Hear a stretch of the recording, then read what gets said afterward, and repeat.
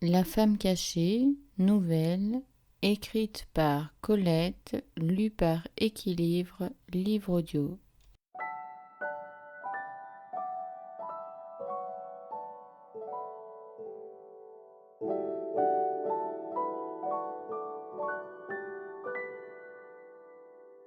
La trouvaille. Le soleil déclinant toucha les rideaux, traversa de bout en bout le salon, et les amis d'Irène crièrent d'admiration. C'est une féerie, une trouvaille incomparable, et la scène qui s'embrase, le ciel qui devient rose. L'une d'elles, plus sincère, murmura vindicativement, en embrassant d'un regard la scène, le salon ancien, prolongé par une salle à manger rustique, les rideaux violets et argent, les tasses oranges, le feu de bois. Il n'y a pas de justice.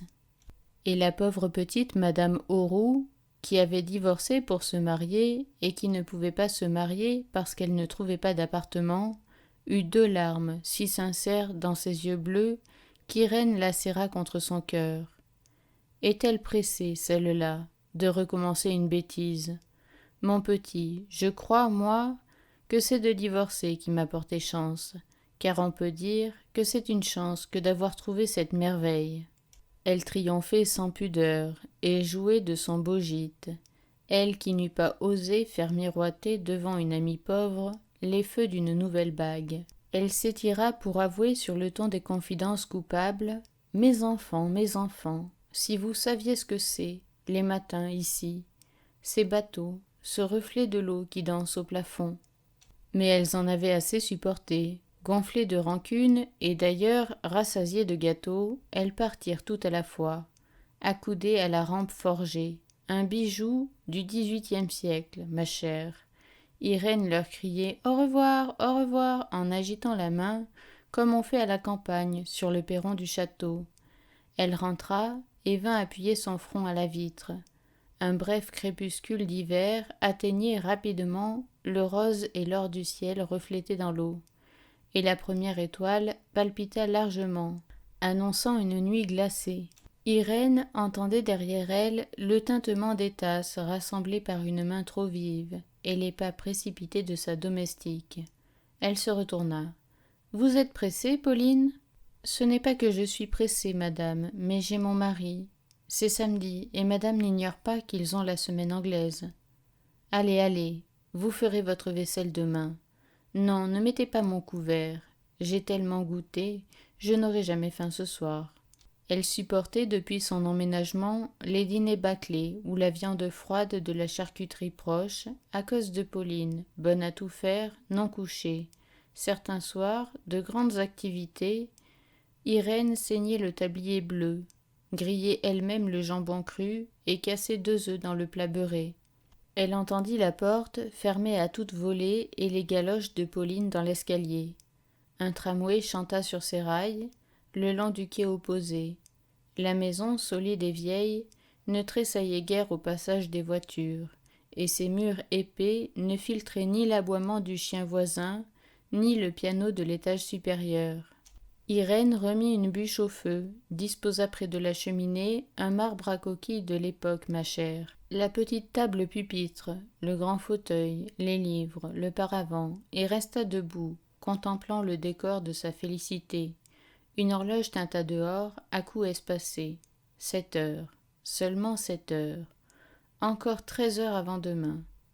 Elle frissonna humblement, abdiquant devant des témoins insensibles. Les rideaux violets, le monument qui entamait le ciel nocturne comme une proue de paquebot, le fauteuil inutile et le livre désensorcelé, sa condition de femme heureuse, de qui l'on dit qu'elle a la vie tranquille et un appartement unique.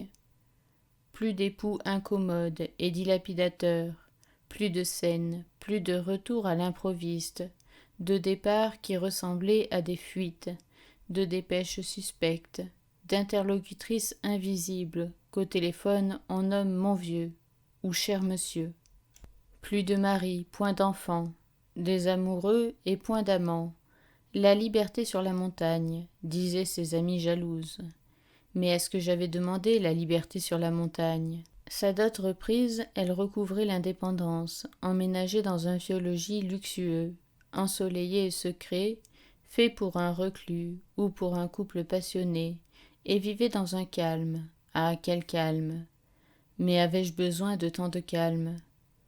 Elle restait debout devant la bergère et le paravent qui essayait, sous le plafond trop haut, de resserrer sur Irène un refuge à sa taille.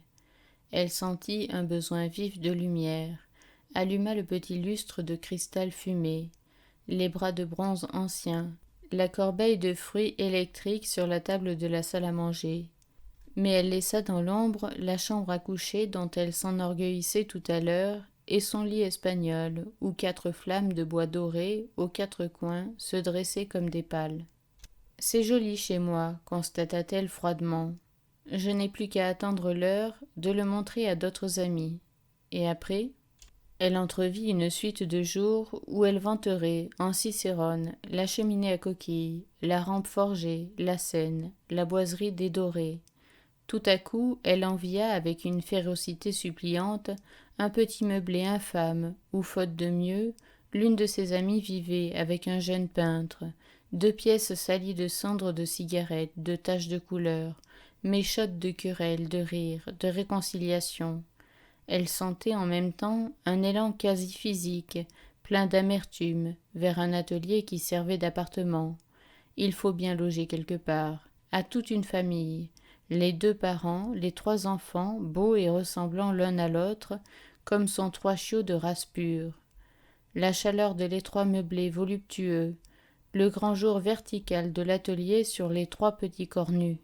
Irène coupa l'électricité d'une main brusque et soupira, un peu soulagée, quand la belle ordonnance ancienne de l'appartement disparut. Elle écarta du feu le paravent et la bergère, tira les rideaux, endossa un vieux manteau chaud, éteignit la lampe du salon d'un air précautionneux et hostile, et s'en fut, emportant un roman policier, les sandwichs au caviar et la chocolatière, achever sa soirée au creux d'un fauteuil de paille coincé entre le lavabo et l'appareil à douche, dans sa salle de bain.